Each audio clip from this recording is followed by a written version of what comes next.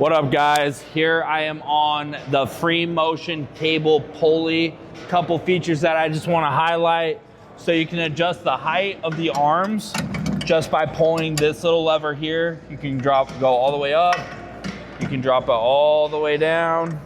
You can also adjust how narrow or wide the arms are. You just flip this up.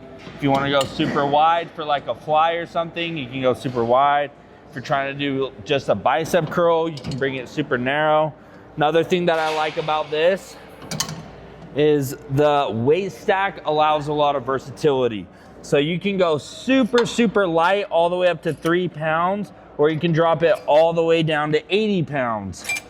So ton of variation. If you want to do just some PT exercises, work on your shoulder mobility, you can go super light.